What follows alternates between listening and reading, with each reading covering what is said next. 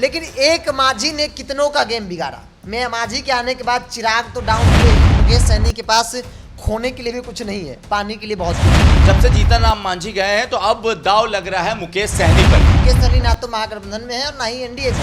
मुकेश सहनी राजनीति में नए नवेले हैं, बावजूद भी वो चाह रहे हैं कि 4 दिन की राजनीति करके वो मुख्यमंत्री या उप मुख्यमंत्री बन जाए। 100% में 40 से 50% वोट बैंक जो सहनी का है उस पर मुकेश सहनी पकड़ रखते हैं। ये बिहार है साहब, यहाँ पल पल सब राजनीति बदलता रहता है।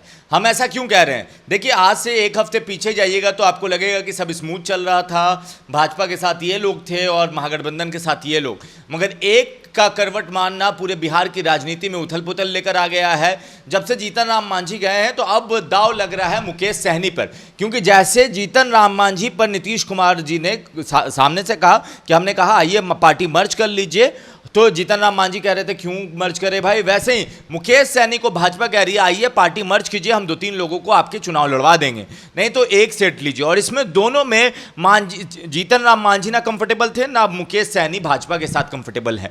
बिरजू हमारे साथ सहयोगी हमारे मौजूद हैं। बिरजू, आप राजनीति और खासकर इन पार्टियों को बड़े नज़दीक से कवर करते हैं, आपके पास क्या, आपको क्या लगता है कि जो सूत्रों के हवाले से खबर आ रहे हैं और मुकेश सहनी के पास अब रास्ता क्या बचा है, क्या कर सकते हैं? एक बड़ा सवाल था, ठीक उसी प्रकार से मांझी के सामने बड़ा सवाल था कि मांझी अब क्या करेंगे, या तो पार्टी भी ले कीजिए या फिर नीतीश कुमार जो कहेंगे कि भाई एक सीट ले लीजिए या फिर नहीं लीजिए, विधानसभा में आपको सेट किया जाएगा, वैसे कीजिए। मांझी ने वैसा नहीं किया, मांझी तुरंत जो है वो पाला बदल लेते हैं। हालांकि पाला नहीं बदला है, उन्होंने साथ छोड़ा है। कयास लगाए जा रहे हैं, कयास लगाए जा रहे हैं, ये तय माना जा रहा है क्योंकि मांझी दिल्ली भी जाएंगे बेटे को लेकर, और उसके बाद जो बैठक होगी उनकी, उस बैठक में बड़ा फैसला लेंगे कि भाजपा के साथ जा रहे हैं, तय माना जा रहा है। अब बात मुकेश सहनी को लेकर हुई है। मुकेश सहनी ना तो महागठबंधन में है और ना ही एनडीए में है।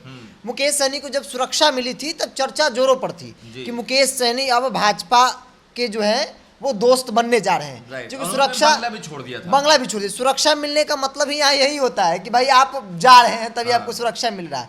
पहला लॉलीपॉप आपको मिल गया है कि आप अब प्यार मोहब्बत थोड़ा सा ज्यादा करने लगे उसके प्रति, लेकिन सब कुछ वही नहीं होता है। इंड ऑफ द देश सीटों का समीकरण, अलायंस के रूप में क्या बहुत सारी चीजें होती है।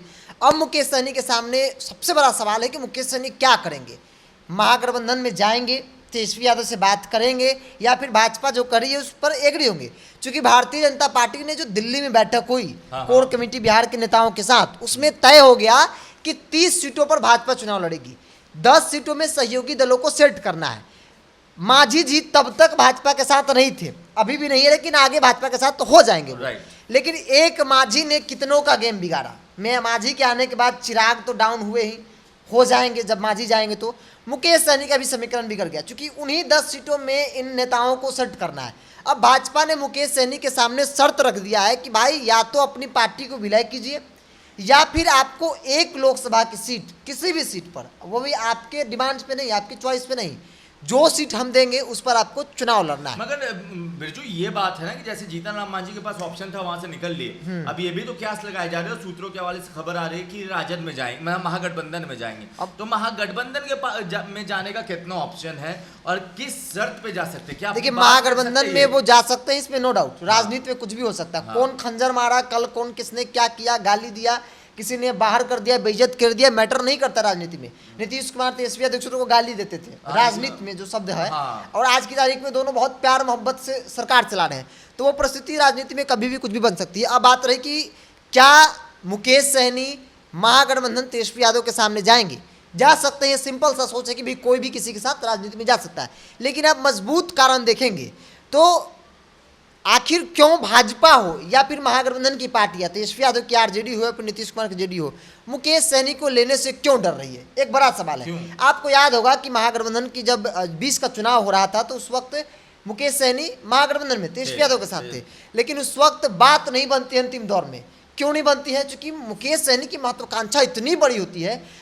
यहाँ पे नेता जिंदगी बिता देते हैं तब कोई मंत्री बनता है, कोई विधायक बनता है, कोई सांसद बनता है, कोई मुख्यमंत्री या फिर उप मुख्यमंत्री बनता है। मुकेश सहनी राजनीति में नए नवेले हैं, बावजूद भी वो चाह रहे हैं कि 4 दिन की राजनीति करके वो मुख्यमंत्री या उप मुख्यमंत्री बन जाए। ये बात बाकी नेताओं को कैसा गुजरेगा, ये बात बाकी नेता स्वीकार करेंगे जो लंबे अरसे से संघर्ष करते आ रहे हैं। आपके पास विरासत भी नहीं है, कुछ भी नहीं है। जो इस वोट बैंक पे आप दावा करते हैं वो वोट बैंक ऑलरेडी भाजपा के पास है, आरजेडी के पास है, लेकिन आपने उसमें सिंधमारी किया, ये बड़ी बात है मुकेश सहनी के लिए, आपने सिंधमारी किया, लेकिन अति पिछड़ों में सिंधमारी नहीं किया, आपने सहनी समाज में सिंधमारी किया।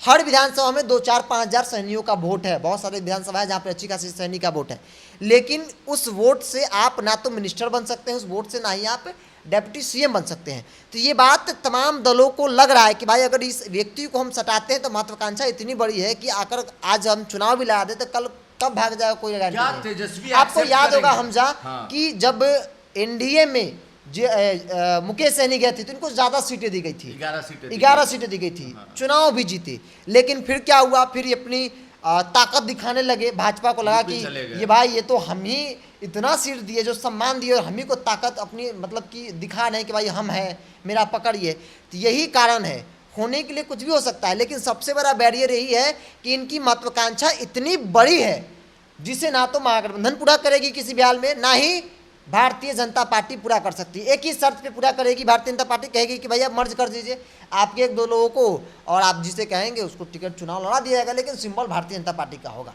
अब क्या तेजस्वी यादव सारा जो गलती है, गुस्ताखी है, माफ कर देंगे, भूल जाएंगे? क्योंकि तेजस्वी के बारे में कहा जाता है कि तेजस्वी कोई चीज जल्दी नहीं भूलते। नहीं, तो क्या तेजस्वी इनका कद बढ़ने देंगे? बिल्कुल, कोई इसमें कोई डाउट है क्या?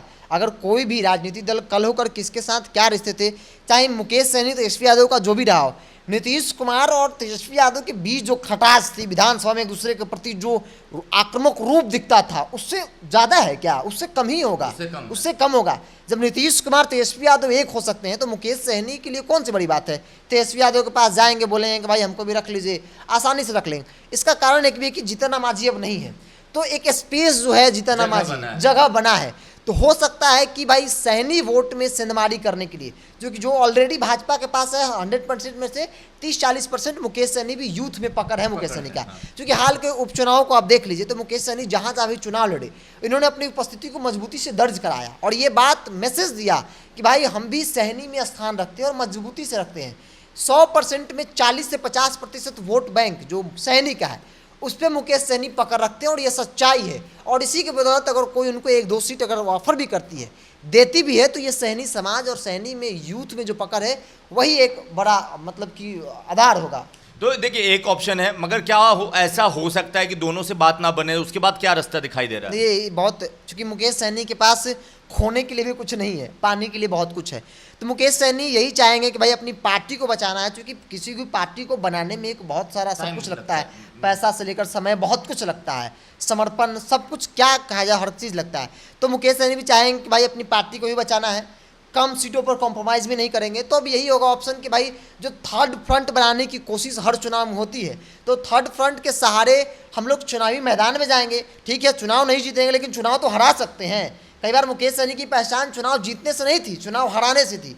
उपचुनाव जब पहली बार लड़े थे, बोचा नहीं, उससे पहले जब लोकसभा का चुनाव था तो उन्होंने हराया था, उससे उनकी पहचान बनी थी कि एक नई नवेली पार्टी, एक नए नवेले लोग, एक नया नवेला नेता मैदान में उतरकर चुनाव हरा देता है। एक बड़ा मैसेज समाज में गया, हर कोई चर्चा करने लगा भाई कौन है मुकेश सहनी, कौन है मुकेश सहनी। तो वो परिस्थिति आज भी बन सकती है कि भाई थर्ड फ्रंट के जरिए वो चुनावी मैदान में जा सकते हैं, चुनाव लड़ सकते हैं। थर्ड फ्रंट का ऑप्शन है, मगर थर्ड फ्रंट का ऑप्शन इतना इजी ऑप्शन नहीं है। उसके लिए बाकी और पार्टियों को भी साथ आना होगा, जैसे चिराग हो गए, उपेंद्र कुशवाहा हो गए, और जो अभी पॉसिबल कम दिख रहा है, इनके पास ऑप्शन है या तो भारतीय जनता पार्टी के साथ जाएं, मर्ज हो जाएं, या एक सीट लेकर शांत हो जाए, या फिर तेजस्वी के पास जाए और वहां एक से ज़्यादा कुछ मिलेगा। और पहले बात कि मुकेश सहनी अभी बहुत दिनों से मार्केट से बाहर भी नजर आ रहे हैं, तो क्या कर रहे हैं मुकेश सहनी? मुकेश सहनी अपने समर्थकों के बीच में जा रहे हैं और बार बार दिल्ली का दौरा भी कर रहे हैं। अब दिल्ली के दौरे से इनके हाथ में क्या निकल कर आएगा वो वक्त बताएगा, मगर बिरजू ने बता दिया कि मुकेश सहनी के पास अब ऑप्शन क्या बचा है। मगर आप जनता है, जनता मालिक है, आप बताइए आपको क्या लगता है कि मुकेश सहनी के पास ऑप्शन क्या है? आप अपनी राय नीचे कमेंट बॉक्स में लिखें। धन्यवाद।